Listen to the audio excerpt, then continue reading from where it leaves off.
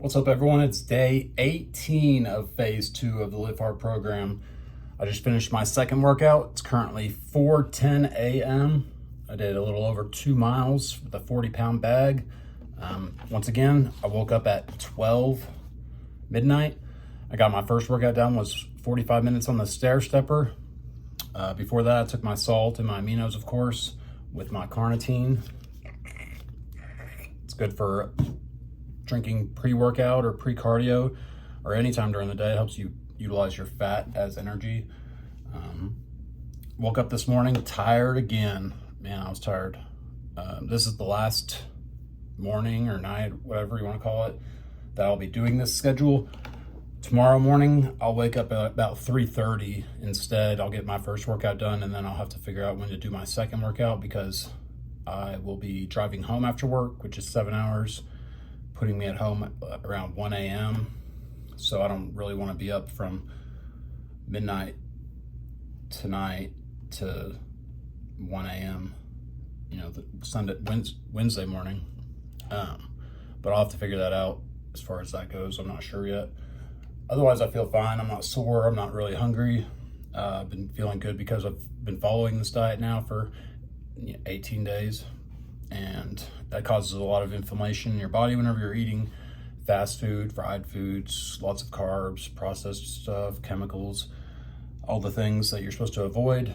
It really plays a role on how you feel, whether it's just energy-wise or as far as body aches. You can have some kind of like arthritis that gets inflamed with poor eating habits. So mostly just been focusing on higher protein, low carbs. The carbs that I am eating, I'll eat grits in the morning, and then the rest of the day, the only carbs I'm eating is fruit, which is cantaloupe, watermelon, and honeydew melon. Sometimes a banana, sometimes an orange, but mostly just fruit as far as that goes. And I'm getting obviously my gallon, plus probably another gallon because I'm working all day. By the time I get done with this right now, I've already got like 6 bottles down, and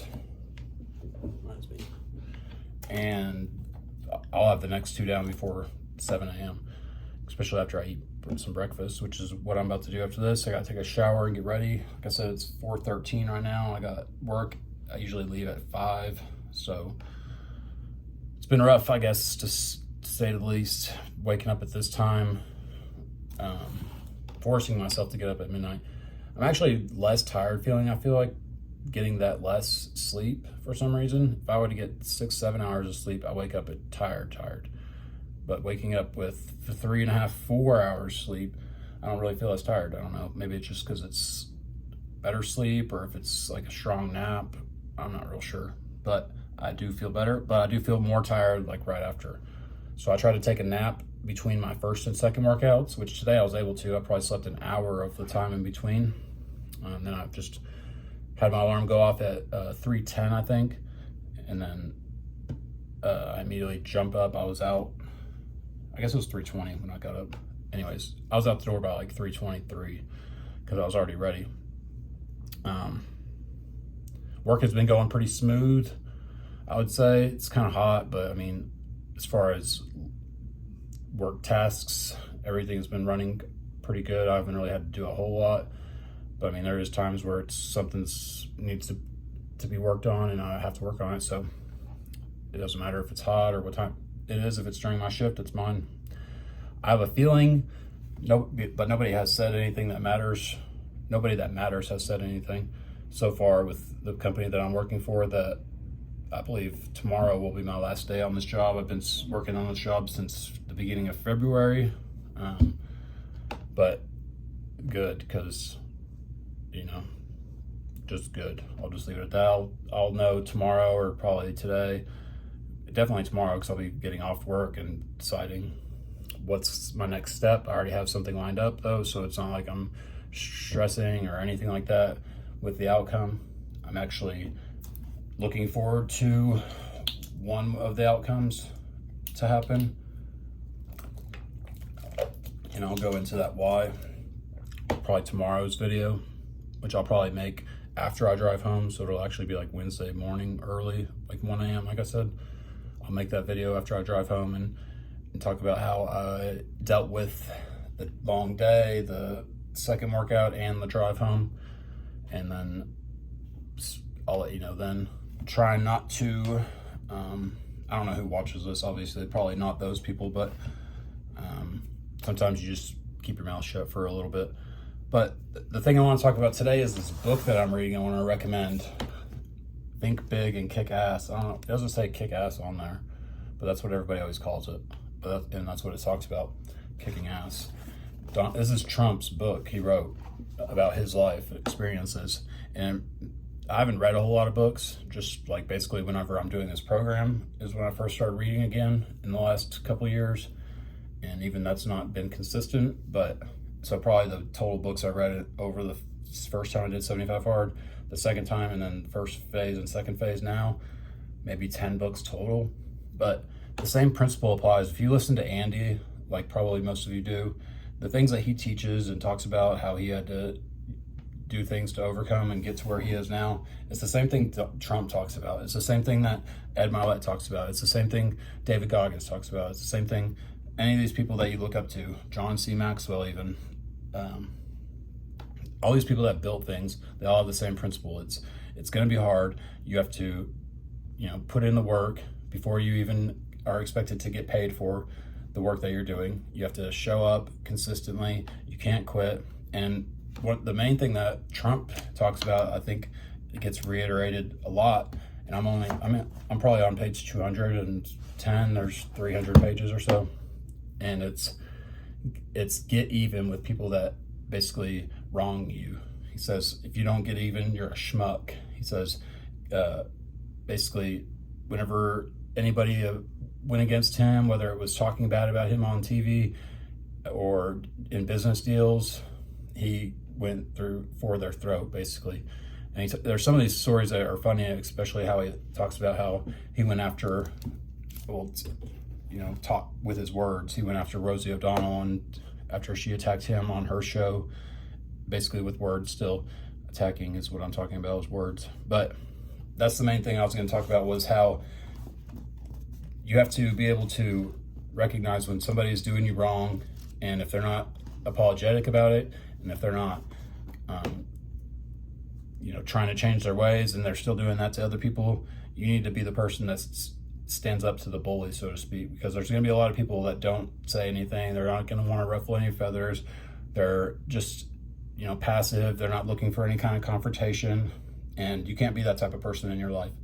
Whenever somebody does something to you that you don't think is right, or definitely it's something that wronged you and it is, you have to get even. That's just the way it is. Whether that's in relationships, whether that's in family, whether that's in your business, it doesn't matter. I mean, obviously you can discern the people that need it and the people that don't, or you should be able to. I mean, I'm not saying if somebody calls you a name, you got to go after them or anything, spend your energies focused on that. But if it's a matter of it affected your life, then yes, I agree with it. And let me see, there was one part, there's always these little sections of the keynotes. So the keynotes of the chapter I was just reading you over, or talking about, when somebody screws you over, you screw them back in spades. Forgive good people, but never forgive somebody who is bad. When someone attacks you publicly, always strike back. If you want to stop a bully, hit them right between the eyes. They will think twice about doing it again. Even some of the toughest top athletes are schmucks who let people steal from them and are afraid to get even. Always have a good reason to get even. Go for the jugular so that people watching will not mess with you. If someone knows they made a mistake and they apologize, forgive them and move on, but never trust them again. And that's been talked about in multiple chapters. That's chapter 7, I think, that I'm on. And that's the key thing that I'm getting from this book. Aside from all the things that we are already, talking about a lot of these days, or if you listen to Andy or Ed or whoever you listen to, they probably teach the same thing if they've actually built something, not these people that are talking about, you teaching you how to coach people to do what they're doing, which is scamming people for money and say, hey, sign up for my course or send me $3,000 a month so I can yell at you and send you a workout that I send everybody and the diet plan that I also send to everybody. And you get one phone call, one one FaceTime call for an hour or 20 minutes a month. That's what you get for that month. There's people that are doing that, making millions off people, and people are eating it up. I'm not going to be that type of person. I'm not going to sign up for that kind of idiots things. I'm not going to be the one trying to sell those things. If you want to support me, you go to First Form and you can buy these supplements. Creatine, of course, everybody needs creatine. Microfactor daily vitamin packs. First Form essential amino blend with branched chains and hydration and a little bit of caffeine. Those are the kind of things that you can support me with. Maybe in the future I'll offer some type of like training or coaching, but I want to be qualified and I want to have something that I can share as experience, not use my I'm going to keep going into somebody that I'm specifically talking about. You can probably figure it out if you know anything about online coaching or coaches.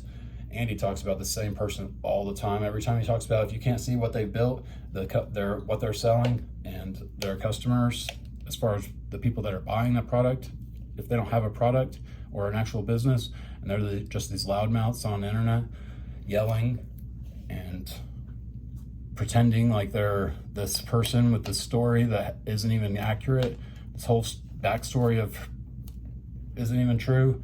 Like, you got to be able to oversee those, or you got to be able to notice what's going on. And those people are just full of crap. It's just this internet, social media, it's all a scam. All these people are scams. Maybe some of the people that they have get some motivation from what they're talking about, but in the end, they haven't built anything.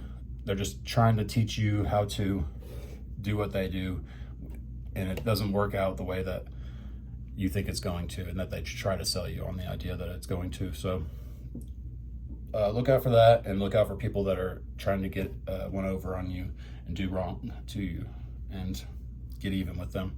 Anyways, that's all I got. I'm gonna get ready for work. It's 4:23. Gotta take a shower and get some breakfast, grits and eggs, and head to work. I'll be back tomorrow for day 19. Peace.